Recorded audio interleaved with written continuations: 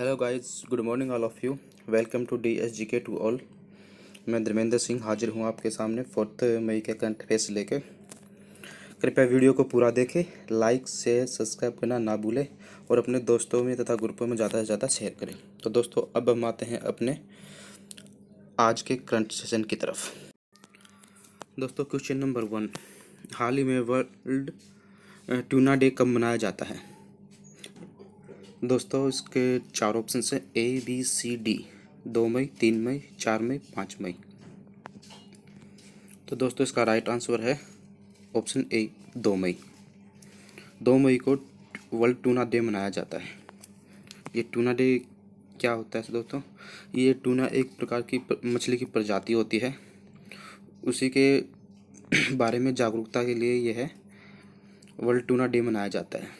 और ये किसके द्वारा बनाया जाता है? ये UN के द्वारा मनाया जाता है तथा इसकी शुरुआत 2017 में हुई थी।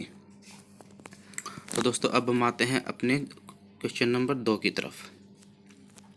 हाल ही में किस राज्य सरकार ने होम डिलीवरी के माध्यम से गैर जरूरी वस्तुओं की बिक्री की मंजूरी दे दी है? दोस्तों, इसके 4 ऑप्शंस है ABCD, वेस्ट बंगाल, कर्नाटका, असम, मेघालय। तो दोस्तों, इसका राइट आंसर है ए, वेस्ट बंगाल। तो दोस्तों, वेस्ट बंगाल सरकार ने होम डिलीवरी के माध्यम से जो गैर ज़रूरी वस्तुएं हैं उनकी बिक्री को भी मंजूरी देती है। जैसे अमेजन, फ्लिपकार्ट आदि पे हम कोई भी ऑर्डर करेंगे तो होम डिलीवरी के माध्यम से आपके उनके पास पहुंच जाएगा। और ये कोई ज़रूरी नहीं है कि अभी जैसे लॉकडाउन में है, लॉकडाउन में एक्चुअली होम डिलीवरी के लिए सिर्फ उन्हीं चीज़ों की छूट होती है या ना के बराबर है जो ज़रूरी होती हैं, जैसे खाने का सामान हो गया या कोई मेडिकल फैसिलिटी होगी, इस तरह की चीज़ें होती हैं, कोई दवाई होगी, मेडिसिन, इस तरह की। बट वेस्ट बंगाल सरकार ने क्या है, इनके अलावा भी जो चीज़ें हैं, कोई और चीज़ें, तो उनकी भी बिक्री के लिए मंजूरी दे दी है। तो दोस्तों, बात है वेस्ट बंगाल की। तो वेस्ट बंगाल की राजधानी है कोलकाता। अब दोस्तों, बात कोलकाता की, तो कोलकाता किस नदी के किनारे है? कोलकाता हुबली नदी के किनारे है। और यहाँ के CM कौन है? ममता बनर्जी। और यहाँ के गवर्नर कौन है? जगदीप धनखड़। अभी दोस्तों, कुछ टाइम पहले ही कोलकाता ने एक ऐप्स भी लॉन्च की थी,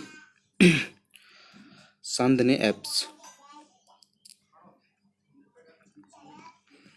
और दोस्तों, यहाँ वेस्ट बंगाल का एक पार्क बहुत फेमस है, सुंदरवन पार्क, जो एक सुंदरवन डेल्टा भी है। और है बोक्सा national park, Jaldapara, Mahananda wild life sanctuary. ये काफ़ी चीज़ें हैं जो वेस्ट बंगाल की बहुत फेमस है। तो वे लोकसभा की सीटें हैं 42, राज्यसभा की सीटें हैं 16 और विधानसभा की सीटें हैं 295। तो दोस्तों, अब हम आते हैं अपने क्वेश्चन नंबर 3 पे। हाल ही में किस देश की टीम ICC टेस्ट रैंकिंग में टॉप पर है? तो दोस्तों, इसके 4 आंसर है ABC, Australia, New Zealand, India, Pakistan. तो दोस्तों, इसका राइट आंसर है ए, ऑस्ट्रेलिया।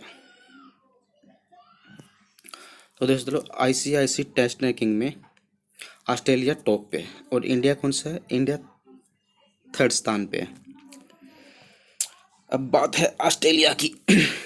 तो दोस्तों, ऑस्ट्रेलिया की कैपिटल है कैनबरा और यहाँ मोनार्च हैं एलिजाबेथ द्वितीय और PM है स्कॉट मॉरिसन और करेंसी है ऑस्ट्रेलियन डॉलर। अब बात ICC की है, इंटरनेशनल क्रिकेट काउंसिल। इसका मुख्यालय कहाँ है? दुबई में। और इसके चेयरपर्सन है शशांक मनोहर। तो दोस्तों, अब बात थी ऑस्ट्रेलिया की। ऑस्ट्रेलिया को गेम ऑफ कैपिटल भी कहा जाता है। वो इसलिए क्योंकि यहाँ की 60 से 80% पॉपुलेशन गेम में इन्वॉल्व रहती है। इस वजह से ऑस्ट्रेलिया को गेम ऑफ कैपिटल भी कहा जाता है। अभी कुछ टाइम पहले ही ऑस्ट्रेलिया और चाइना का थोड़ा सा वॉर, मतलब जैसे वार की सिचुएशन भी थी, क्योंकि अभी जो कोविड कोरोना वायरस को लेके ऑस्ट्रेलिया ने एक बयान दिया था कि हम अपनी एक टीम भेजेंगे चाइना में, जो उसकी वुहान शहर में जाके जांच करेगी। बट बस चाइना ने क्या किया था कि ऑस्ट्रेलिया को धमकाना शुरू कर दिया था, बोला था कि हम उनकी चीज़ों का बहिष्कार कर देंगे, उसको आर्थिक मंदी ला देंगे, इस तरह की। बट वहाँ के जो पीएम हैं स्कॉट मॉरिसन, वो टस से मस नहीं हुए और उनका बयान अब भी वहीं के वहीं है। तो दोस्तों अब अपना क्वेश्चन नंबर 4। हाल ही में न्यू डेवलपमेंट बैंक ने ब्रिक्स को कितने डॉलर ऋण दिया है? ए 15 बिलियन, बी 16 बिलियन, सी 40 बिलियन, डी 50 बिलियन। तो दोस्तों इसका राइट आंसर है ए 15 बिलियन डॉलर। अब दोस्तों बात है यहाँ ब्रिक्स की। तो दोस्तों ब्रिक्स है, ब्रिक्स की फुल फॉर्म होती है Brazil, Russia, India, China and South Africa. और इसका फॉर्मेशन दोस्तों 2006 में हुआ था। बट पहले ये ब्रिक्स था, BRIC। जो एस है, आई मीन साउथ अफ्रीका, वो 2010 में इसके अंदर ऐड हुआ था।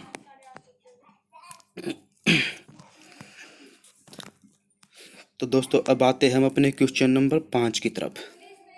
अभी किस राज्य के श्रमिकों के लिए ऑनलाइन आवेदन प्रणाली लॉन्च की है? तो दोस्तों इसके 4 ऑप्शन है ABCD। कर्नाटका, तमिलनाडु, आंध्र प्रदेश, उड़ीसा। तो दोस्तों इसका राइट आंसर है ए कर्नाटक। अभी कर्नाटक सरकार ने श्रमिकों के लिए ऑनलाइन पोर्टल आवेदन प्रणाली जांच की है। ये वो श्रमिक होंगे जो या तो कर्नाटक से बाहर से आना चाह रहे हैं, या फिर कर्नाटक में किसी दूसरी स्टेट के हैं और कोरोना के चक्कर में फंसे हुए हैं। वो उन्हें पहले ऑनलाइन आवेदन देना पड़ेगा, तब उन्हें एक पास इशू किया जाएगा। फिर उस पास के माध्यम से वो कर्नाटका से जा भी सकते हैं और आ भी सकते हैं। तो दोस्तों बात है कर्नाटका की। तो कर्नाटका की राजधानी है बेंगलोर और यहाँ के जो CM है BS येदियुरप्पा और गवर्नर है वेजुभाई बाला। और यहाँ की लोकसभा सीटें हैं 28, राज्यसभा है 13 और विधानसभा 224 और नंबर ऑफ डिस्ट्रिक्ट है 30। अभी कुछ दिन पहले ही कर्नाटका ने 2-3 ऐप्स लॉन्च की थी। एक उन्होंने की थी गेट गो।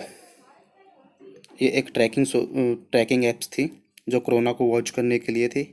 और अभी कुछ टाइम पहले ही उन्होंने एक ऑनलाइन शतरंज टूर्नामेंट भी किया था, जिसकी एंट्री 50 रुपये थी। तो दोस्तों अब आते हैं हम अपने क्वेश्चन नंबर 6 की तरफ। परिवहन एवं राज्य मार्ग मंत्रालय में सचिव का पदभार किसने लिया है?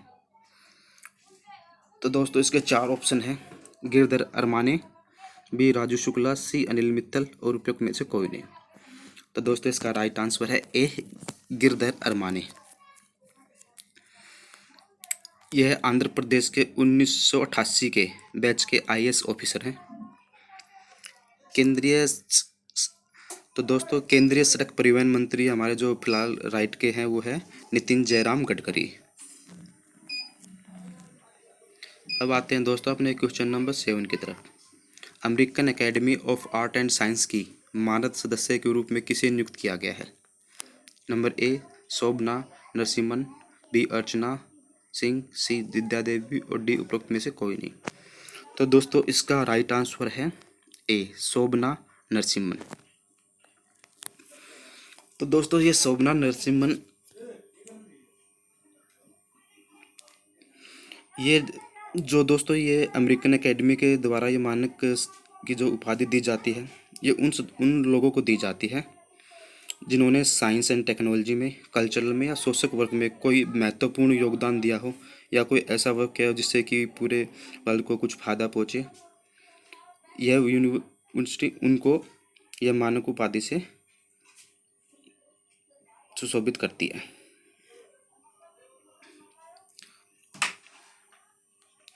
अब दोस्तों अब आते हैं अपने क्वेश्चन नंबर 8 की तरफ। रंग भेद के खिलाफ संघर्ष करने वाले जाने माने कार्यकर्ता डेनिस गोल्डबर्ग निधन हो गया है वह किस देश के थे? Number 1 South Africa, B New Zealand, C Australia, D Denmark. तो दोस्तों इसका राइट आंसर है ए साउथ अफ्रीका। अभी दोस्तों ये बहुत ही फेमस जाने माने कार्यकर्ता थे। दोस्तों आप लोगों ने नेल्सन मंडेला का तो नाम सुना ही होगा, जिन्होंने रंग भेद को लेकर सबसे पहले इसके ऊपर काम किया था। मतलब इसके विरोध में जो भी है आंदोलन किए थे या बहुत सी चीज़ें की थी, यह उन्हीं के साथ ही हर आंदोलन में काम करते थे। तो दोस्तों बात है साउथ अफ्रीका की। साउथ अफ्रीका की कैपिटल है, इसकी दोस्तों 3 कैपिटल हैं, प्रिटोरिया, 2 केप टाउन और नंबर 3 है ब्लॉइसफोंटेन। और यहाँ की करेंसी है रैंड। और यहाँ के जो प्रेसिडेंट है सिरिल रामापोसा। अभी हमारा जो लास्ट टाइम पे रिपब्लिक डे पे थे जो चीफ गेस्ट थे वो ये सिरिल रामापोसा ही थे, जो 17वें रिपब्लिक में हमारे चीफ गेस्ट बने थे। तो दोस्तों अब आते हैं अपने क्वेश्चन नंबर 9 पे। हाल ही में किस आईआईटी ने कोविड-19 डैशबोर्ड प्रकृति लॉन्च किया है? A IIT Delhi, B IIT Mumbai, C IIT Kharagpur और डी इसमें। तो दोस्तों इसका राइट आंसर है ए आईआईटी दिल्ली। दोस्तों आईआईटी दिल्ली का जो फॉर्मेशन हुआ था वो 1961 में हुआ था और यहाँ के जो डायरेक्टर हैं वो हैं वी रामपाल रॉय। अब जो ये प्रकृति है इसकी दोस्तों फुल फॉर्म बनती है, इसकी जो फुल फॉर्म बनती है वो बनती है precautions and assessment of corona interaction and transmission in India. दोस्तों इस ऐप्स की मदद से हमें इंडिया में प्रत्येक डिस्ट्रिक्ट वाइज जो भी कोरोना से इफेक्टेड लोग हैं उसकी पूरी डिटेल हमें इसमें मिल जाती है। ये प्रत्येक डिस्ट्रिक्ट वाइज इसमें डाटा दिया हुआ था, जिसकी सहायता से हम पता कर सकते हैं किस किस डिस्ट्रिक्ट में कितने कितने लोग इफेक्टेड हुए हैं। दोस्तों अब हम आते हैं अपने क्वेश्चन नंबर 10 पे। किसने एमएसएमई मंत्रालय का कार्यभार संभाला है? A Arvind Kumar Sharma, B Dhankhar, D C Deepak और डी पीयूष गोयल। तो दोस्तों इसका राइट आंसर है अरविंद कुमार शर्मा। दोस्तों एमएसएमई होता है मीडियम। दोस्तों एमएसएमई की फुल फॉर्म बनती है, ये होता है micro small and medium enterprises. और इसका फॉर्मेशन दोस्तों हुआ था 2007 में और इसका हेडक्वार्टर न्यू दिल्ली। और केंद्रीय जो हमारे एमएसएमई के जो मंत्री हैं वो है नितिन जयराम गडकरी।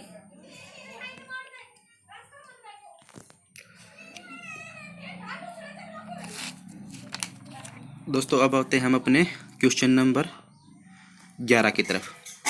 आरबीआई ने किस बैंक का लाइसेंस रद्द कर दिया है? ए आईसीआईसी, बी एचडीएफसी बैंक, सी सीपी कोऑपरेटिव बैंक और डी बंधन बैंक। दोस्तों इसका राइट आंसर है सी सीपीके कोऑपरेटिव बैंक। तो दोस्तों इस बैंक का लाइसेंस भी आरबीआई ने रद्द कर दिया है। अब इसमें कोई भी ट्रांजैक्शन या कुछ भी किसी भी तरह का ट्रांजैक्शन ये बैंक नहीं कर सकता है। इस बैंक का सर ये जो बैंक है ये बहुत पुराना है, 104 साल पुराना है। 1915 में इस बैंक का फॉर्मेशन हुआ था और तब से ये बैंक चल रहा है, लेकिन अब आरबीआई ने इसको लाइसेंस रद्द कर दिया है। दोस्तों आरबीआई क्या है? आरबीआई का था रिजर्व बैंक ऑफ इंडिया, और रिजर्व बैंक ऑफ इंडिया की स्थापना हुई थी 1 अप्रैल 1935 को। और अभी जो रिजर्व बैंक के जो हमारे गवर्नर है वो है शशिकांत दास, और ये हमारे 25वें नंबर के गवर्नर हैं। तो दोस्तों आज हम अपनी वीडियो यहीं समाप्त करते हैं।